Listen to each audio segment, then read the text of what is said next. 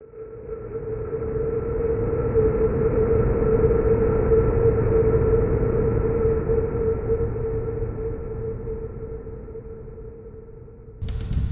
we have going today is basically the A through Z version of MTV Cribs. Well, actually what I'm going to be doing is showing you the recording studio, the drum tracking room, as well as the control room of where I do most of my work and where the A through Z album was actually done. So as we come around the corner here, we're into the drum room. And like I tell everybody, when you're going to build the drum room, the first thing you want to do is put a refrigerator in, as well as some cabinetry. Well, actually, I don't say that, but this is the casita and it kind of came with it, so I was kind of stuck with it.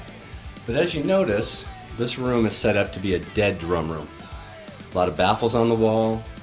You got the dead drapery in front. The floor is completely carpeted, as well as behind me, there's a drape that's floor to ceiling.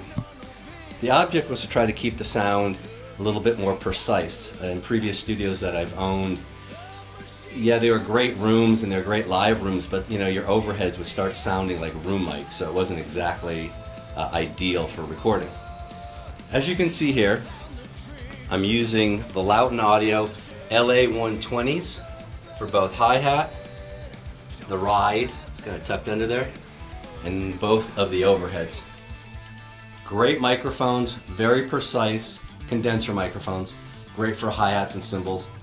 Also, as you can see down the middle, I've got the Lauten Audio Oceanus, and this is kind of a mono room mic. And as you can see, it's set straight over the snare drum, so you're looking for a lot of pop out of this one. Also, out in front, for room mics, you have two of the Lauten Audio Clarion mics. Now obviously you can see they're down low, kind of looking for a lot of the punch and the air coming off the kick drum. What you don't see is the way the kick drum's mic'd up. There's a mic inside, there's an Atlantis from Lauten Audio on the outside, and then the DW Moon mic, which is the subwoofer style mic that's on the outside. Now, we all know that we've used SM57s for years and years and years, but the Lauten Audio LS208 that I use on my secondary snare here, you can kind of see it tucked in the snare there, and it's actually underneath the snare as well.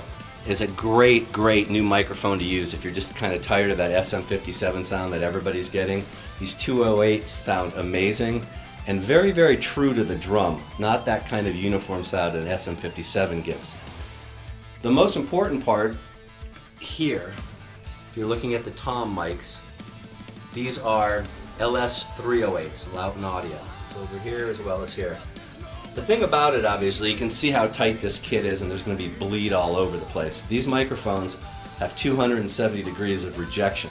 So it's kind of pinpointing the sound, which makes it, obviously, when mixing, much easier to control the sound.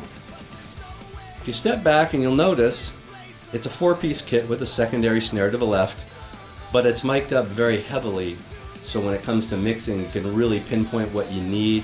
You can duck things, you can add things. A lot of flexibility going on. But yes, this is the only drum set I own, and we're going to move on into the control room.